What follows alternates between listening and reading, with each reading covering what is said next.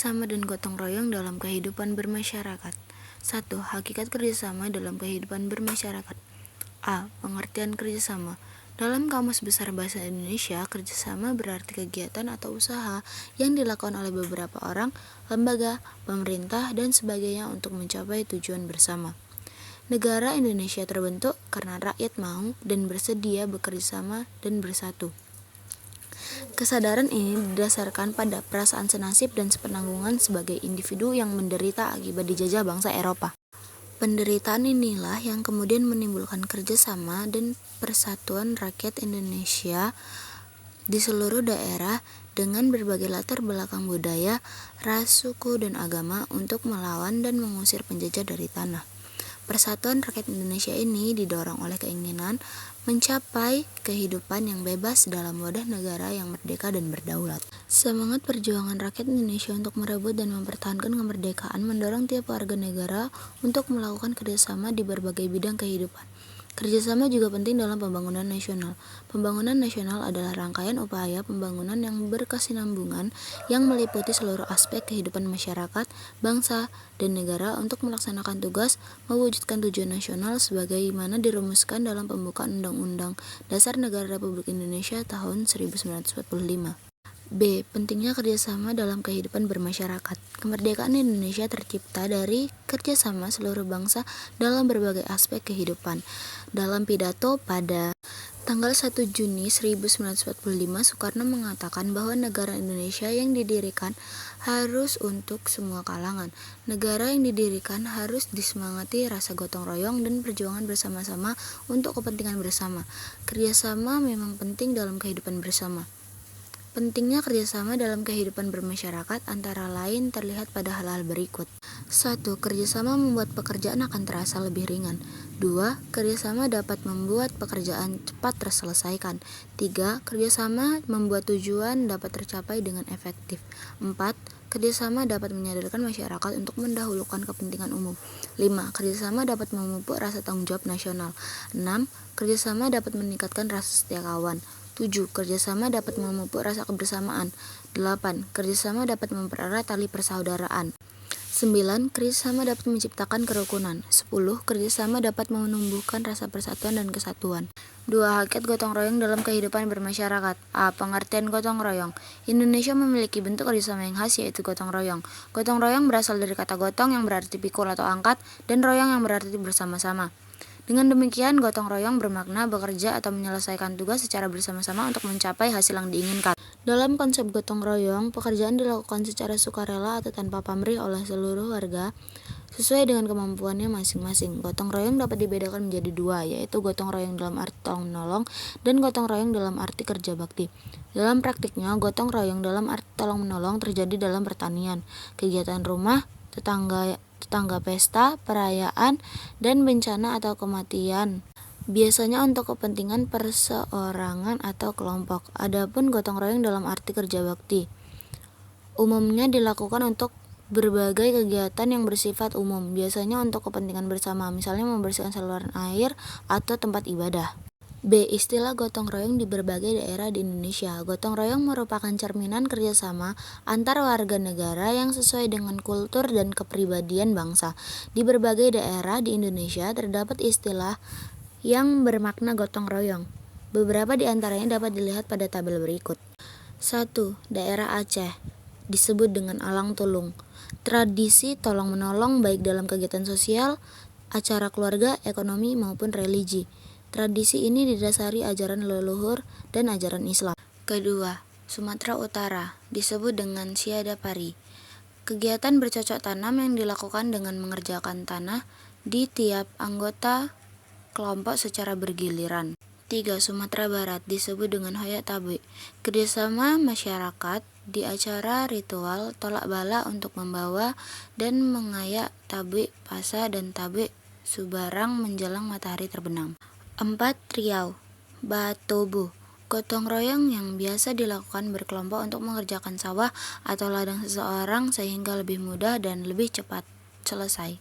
5. Kepulauan Riau, Beganjal. Gotong royong dalam upacara adat pernikahan, contohnya dalam mengambil kayu untuk membangun bangsal, meminjam barang pecah belah, dan mengupas kelapa. 6. Jambi, pelarian gotong royong dalam bertani. Setiap anggota kelompok akan memperoleh bantuan tenaga kerja selama 1 hari dan anggota lainnya secara bergiliran. 7. Bangka Belitung, nganggung, biasanya ditemui pada hari-hari besar seperti 1 Muharram, Maulid Nabi, dan Idul Fitri. 8. Lampung, Sakai Sambayan, sikap toleransi saling membantu satu sama lain dari masyarakat Lampung. 9. Jawa Barat, Sabilulungan, merupakan tradisi gotong royong, misalnya membantu pembangunan rumah salah satu anggota masyarakat tanpa memungut biaya. 10. Yogyakarta, gugur gunung, kerja sosial yang dilakukan bersama-sama untuk menyelesaikan pekerjaan berat tanpa mengharap imbalan. 11. Jawa Timur, Songosong Lembung, istilah untuk banyak orang yang melakukan salah satu pekerjaan di lingkungan masyarakat Madura. 12. Bali Ngayah, pekerjaan sukarela untuk kebaikan bersama, misalnya kerja bakti untuk berbagai ritual keagamaan atau adat kemasyarakatan. 13. Nusa Tenggara Timur, Pawanda, kerjasama yang melibatkan sekelompok orang, misalnya untuk membangun sebuah rumah. 14. Kalimantan Selatan, Nyempolo, kerjasama menebas belantara atau semak belukar dengan tujuan membersihkan area perladangan dari tumbuhan. 15. Kalimantan Timur, Paleo, kerjasama membersihkan sawah sebelum ditanami dan menanam padi. 16. Sulawesi Utara, Mapalus, kerjasama saling menolong secara aktif dalam mencapai tujuan bersama, misalnya pembuatan rumah. 17. Sulawesi Selatan, Amosi, kerjasama memberi penetapan dan pusat pada pertengahan perahu yang dilanjutkan dengan menarik perahu tersebut ke laut. 18. Gorontalo, Leia, tolong menolong apabila ada kedukaan. Para tetangga datang membawa isi dapurnya untuk memasak di rumah orang yang berduka. 19. Maluku, Masohi, aktivitas kerjasama saling tolong-menolong dengan pengerahan tenaga, misalnya dalam perkawinan, kematian, menggali sumur, dan membuat pagar rumah. 20. Papua Barat, Helm Vai, pekerjaan dengan semangat gotong royong, satu utuh, ceria, berkarya menuju kejayaan. C. Faktor pendorong dan penghambat gotong royong. Ada beberapa faktor pendorong dan penghambat gotong royong. Faktor-faktor pendorong gotong royong antara lain sebagai berikut. 1. Agar dapat bertahan hidup.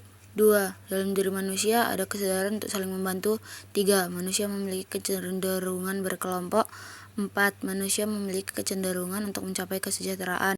Adapun faktor penghambat gotong royong antara lain sebagai berikut. 1. Rasa individualisme manusia yang kuat. 2. Adanya perbedaan pendapat. 3. Lebih mementingkan kepentingan sendiri. 4. Rasa percaya diri yang kurang. 3. Bentuk kerjasama dan gotong royong dalam kehidupan bermasyarakat. A. Bentuk-bentuk kerjasama dalam masyarakat Indonesia. Bentuk-bentuk kerjasama dalam berbagai bidang kehidupan masyarakat antara lain sebagai berikut. 1. Kerjasama dalam kehidupan sosial politik.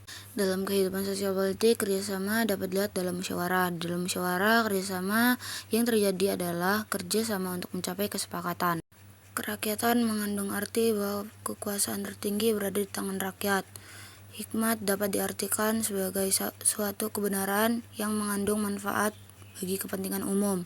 Permusyawaratan mengacu pada suatu tata cara khas kepribadian Indonesia untuk merumuskan atau memutuskan sesuatu hal berdasarkan kehendak rakyat. Perwakilan mengacu pada suatu tata cara prosedur yang mengusahakan turut serta rakyat mengambil bagian dalam kehidupan bernegara. Kerjasama dalam kehidupan sosial politik antara lain dapat kita wujudkan dengan melaksanakan hal-hal berikut. A. Mengutamakan kepentingan negara dan masyarakat. B. Tidak memaksa kehendak pada orang lain. C. Mengutamakan musyawarah. D. Musyawarah untuk mencapai mufakat diliputi oleh semangat kekeluargaan. E. Menerima pelaksanaan hasil keputusan musyawarah dengan itikat baik dan rasa tanggung jawab. F. Musyawarah dilakukan dengan akal sehat. G. Keputusan yang diambil harus dapat dipertanggungjawabkan secara moral kepada Tuhan Yang Maha Esa. 2. Kerjasama dalam kehidupan ekonomi. Kerjasama tidak hanya harus diterapkan dalam kehidupan sosial politik, kerjasama juga harus ditetapkan dalam kehidupan ekonomi. Kerjasama dalam bidang ekonomi sesuai dengan pasal 33 ayat 1 UUD NRI tahun 1945 yang berbunyi perekonomian disusun sebagai usaha bersama berdasarkan asas kekeluargaan. Wujud usaha bersama berdasarkan asas kekeluargaan dalam membangun perekonomian Indonesia yang sesuai dengan pasal 33 UUD NRI tahun 1945 adalah koperasi. Koperasi adalah usaha bersama untuk memperbaiki nasib penghidupan ekonomi berdasarkan tolong-menolong. Menurut UU RI No. 25 Tahun 1992 tentang perkoperasian, koperasi baik sebagai gerakan ekonomi rakyat maupun sebagai badan usaha berperan serta untuk mewujudkan masyarakat yang maju. Menurut UU RI No. 28 Tahun 2007 tentang ketentuan umum dan tata cara perpajakan, pajak adalah kontribusi wajib kepada negara yang terutang oleh orang pribadi atau badan yang bersifat memaksa. NRI tahun 1945 mengatakan bahwa pajak dan pungutan lain yang bersifat memaksa untuk keperluan negara diatur dengan undang-undang. Perpajakan adalah wujud partisipasi dan kontribusi real rakyat kepada negara. Kerjasama dalam kehidupan ekonomi antara lain dapat kita wujudkan dengan melaksanakan hal-hal berikut. A. Mengembangkan perbuatan-perbuatan yang luhur. B. Bersikap adil. C. Menjaga keseimbangan antara hak dan kewajiban. D. Menghormati hak orang lain. E. Suka memberi pertolongan kepada orang lain. F. Menjauhi sikap pemerasan terhadap orang lain. G. Tidak bersifat boros. H. Tidak bergaya hidup mewah. I. Tidak melakukan perbuatan yang merugikan kepentingan umum. J. Suka bekerja keras. K. Menghargai hasil karya orang lain. L. Bersama-sama mewujudkan kemajuan yang merata dan berkeadilan sosial. 3. Kerjasama dalam bidang kehidupan, pertahanan, dan keamanan negara. Menurut UU RI No. 3 Tahun 2002 tentang pertahanan negara. Pertahanan negara adalah segala usaha untuk mempertahankan kedaulatan negara. Sistem pertahanan negara adalah sistem pertahanan yang bersifat semesta yang melibatkan seluruh warga negara. Keikutsertaan seluruh warga negara dalam bidang pertahanan dan keamanan diatur dalam pasal 30 UUD NRI tahun 1945 yang berbunyi sebagai berikut. 1. Tiap warga negara berhak dan wajib ikut serta dalam usaha pertahanan dan keamanan negara. 2. Usaha pertahanan dan keamanan negara dilaksanakan melalui sistem pertahanan dan keamanan rakyat semesta oleh Tentara Nasional Indonesia dan Kepala Negara Republik Indonesia sebagai kekuatan utama dan rakyat sebagai kekuatan pendukung. 3. Tentara Nasional Indonesia terdiri atas Angkatan Darat, Angkatan Laut, dan Angkatan Udara sebagai alat negara bertugas mempertahankan, melindungi, dan memelihara keutuhan dan kedaulatan negara. 4. Kepolisian Negara Republik Indonesia sebagai alat negara yang menjaga keamanan dan ketertiban masyarakat, bertugas melindungi, mengayomi, melayani masyarakat, serta menegakkan hukum. 5. Susunan dan kedudukan Tentara Nasional Indonesia, Kepolisian Negara Republik Indonesia, hubungan dan kewenangan Tentara Nasional Indonesia dan Kepolisian Negara Republik Indonesia di dalam menjalankan tugasnya. Syarat-syarat keikutsertaan warga negara dalam usaha pertahanan dan keamanan diatur dengan undang-undang.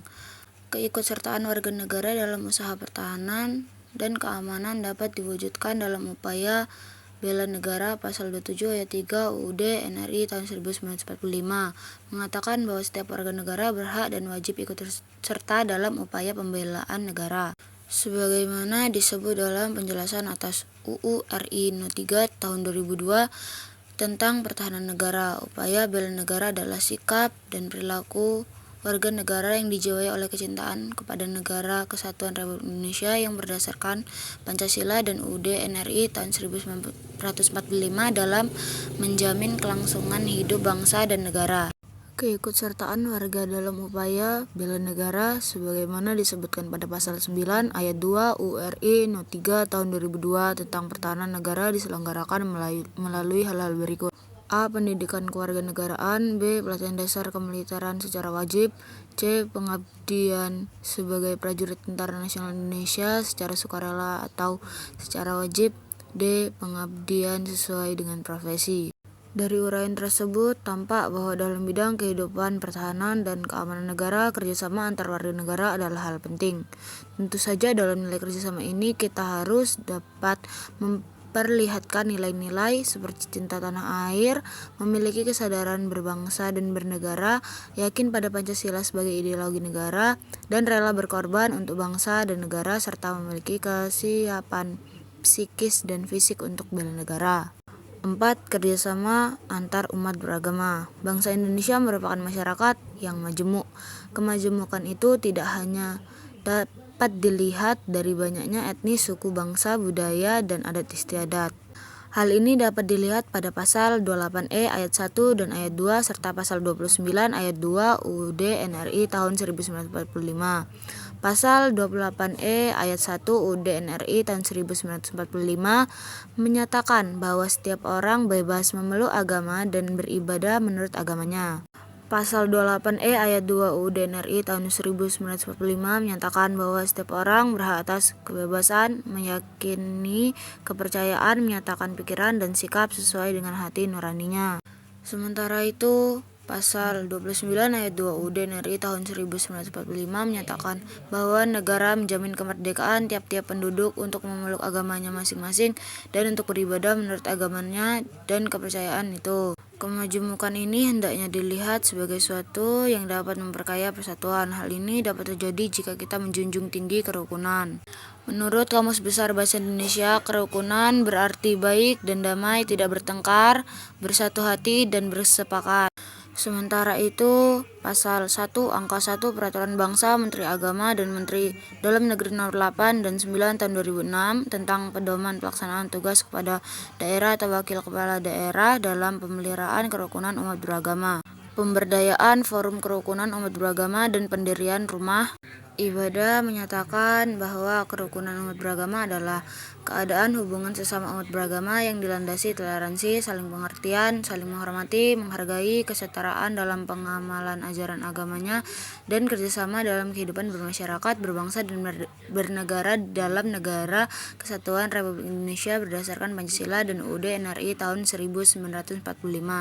Tampak bahwa kerukunan penting dalam kerjasama antar umat beragama. Kerjasama antar umat beragama antara lain dapat dilakukan dengan menanggulangi masalah kelaparan, kebodohan, keterbelakangan, dan kemiskinan di dalam masyarakat. B. Bentuk-bentuk gotong royong dalam masyarakat Indonesia. Gotong royong menjadi cara hidup rakyat Indonesia sejak sebelum kemerdekaan. Inilah bentuk kerjasama khas di Indonesia. Kemudian dalam perkembangan cara hidup ini dijadikan cara hidup bernegara. Adapun berbagai bentuk gotong royong yang ada di dalam masyarakat Indonesia antara lain sebagai berikut. 1. Gotong royong berburu dan mengumpulkan makanan.